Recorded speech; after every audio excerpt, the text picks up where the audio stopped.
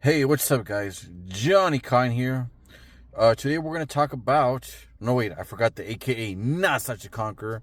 Today I'm going to talk about going through one of the 13 gates of the Necronomicon. Yeah, we're doing that once again. Right now, we are positioned in for Ares Gate, which means this is for alien dwellings, quote unquote. Um, I think I'm gonna do another video and post it up and kind of like pin it and put it on a playlist talking about H.P. Lovecraft magic or whatever. I've talked about it in videos previous, quote unquote justifying it or whatever. But anyways, I digress. Um, I went through one of the gates, the gate for today, and I decided to focus on the Stygian Sea. I hope I said that correctly. In the H.P. Lovecraft lore, it is described as like a subterranean ocean, I think under Antarctica or something. Anyways, I kind of did see that. I saw like almost like luminescent ocean or a very light blue, almost indigo like. I saw like an ocean underground, like in a cavern. There was only one life form that I came across. It was kind of like I don't even know how to describe it, but it was faceless.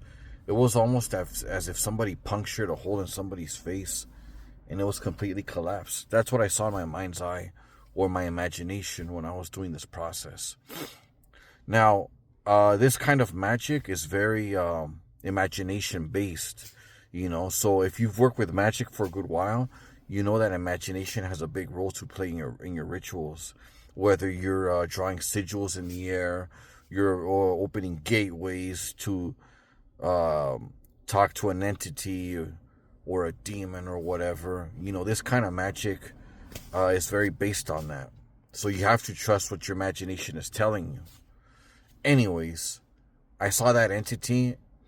I didn't get a hostile reaction out of it. It was kind of more like he was kind of like curious as to what the fuck I was doing there. And my vision got a little bit wavy. Usually when that happens, it means that I'm seeing something in the past, from what I gather.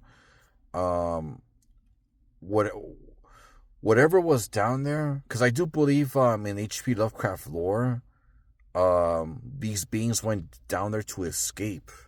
What I saw was like the energy of worship, just people moving towards like a light or something, like they were worshiping something down there. The next thing I saw was like energy being sucked under there. I don't know what relevance that has to the lore or what really happened, but that's what I got. It was a place of intense energy. The next part is speculation. Maybe something happened to where the energy just kept on being sucked out, or somebody did something where it just sucks out the energy. I just saw the energy being sucked out of there. Like there's also something that sucks the energy out of there. That was interesting. I'm not sure what place I'm gonna do next. I kind of wanted to visit like planets or whatever. So I guess it's in a way, it's almost like remote viewing. There's some people that are gonna say, "Oh, this is ridiculous" or whatever. Some people are still too much in the religious programming. It is of the devil. Or there's even occultists that are like, man, you can't take that shit seriously. But I'm telling you, other practices that I've taken in the occult have been made easier by kind of studying this process right here.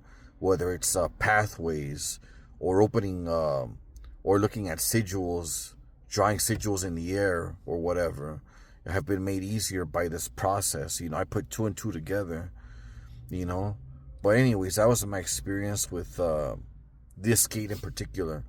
13 Gates of the Necronomicon.